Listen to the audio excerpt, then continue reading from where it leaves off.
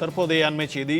சவுதியில் உள்ள உலகின் மிகப்பெரிய எண்ணெய் ஏற்றுமதி நிலையம் மீது ஈரான் தாக்குதல் நடத்தி இருக்கிறது. அண்மை செய்தியாக நாம் பார்த்துக் கொண்டிருக்கிறோம். இது தொடர்பான கூடுதல் விவரங்களோடு நம்முடன் இணைகிறார் சிறப்பு செய்தியாளர் யோகேஸ்வரன். வணக்கம் யோகேஸ்வரன். சவுதியில் உள்ள மிகப்பெரிய எண்ணெய் நிலையம் மீது ஈரான் தாக்குதல் நடத்தியிருக்கிறது. இதன் பாதிப்பு குறித்து கூடுதல் விவரங்கள். ஈரான் மீது தாக்குதல் நடத்திய அமெரிக்க படை தளங்கள் இருக்கக்கூடிய வளைகுடா நாடுகள் அமைந்திருக்கக்கூடிய இடங்களை குறிவைத்து ஈரான் ட்ரோன் மற்றும் ஏவுகணை தாக்குதல்கள் நடத்தி வரக்கூடிய நிலையில இன்றைய ஒரே நாள்ல கச்சா எண்ணெயினுடைய விலை 8% அதிகரித்திருக்கிறது. இந்த நிலையில உலகத்தினுடைய மிகப்பெரிய எண்ணெய் நிறுவனமான அராம்கோவினுடைய முக்கிய எண்ணெய் துறைமுகத்தின் மீது ஈரான் தாக்குதல் நடத்தி இருப்பதாக ஈரானிய செய்தி ஊடகங்கள் செய்திகளை வெளியிட்டிருக்கிறார்கள். அது தொடர்பான காட்சிகள் என்பதும் வெளியாகி இருக்கிறது. சவுதி அரேபியாவுடைய கிழக்கு மாகாணத்தில் இருக்கக்கூடிய ராஸ் தனூரா அப்படின்ற ஒரு நகரத்தில் இருந்து செயல்படக்கூடியதான் உலகின் மிகப்பெரிய எண்ணெய் நிறுவனமான அராம்கோவின் முக்கிய எண்ணெய் துறைமுகம் மற்றும் எண்ணெய் செயல்பாட்டு மையம் என்பது செயல்பட்டு வருகிறது.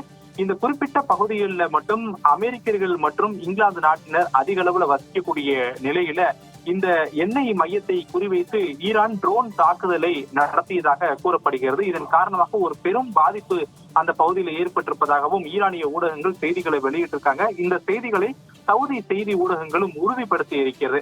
ஏற்கனவே கச்சா எண்ணெயினுடைய விலை என்பது 8% ஒரே நாளில் அதிகரித்திருக்கக்கூடிய நிலையில உலகின் மிகப்பெரிய எண்ணெய் நிறுவனத்தின் மீது ஈரான் இந்த ட்ரோன் தாக்குதலை நடத்தி இருப்பது இன்னும் பெரும் அச்சுறுத்தல் என்பதை ஏற்படுத்தி இருக்கிறது.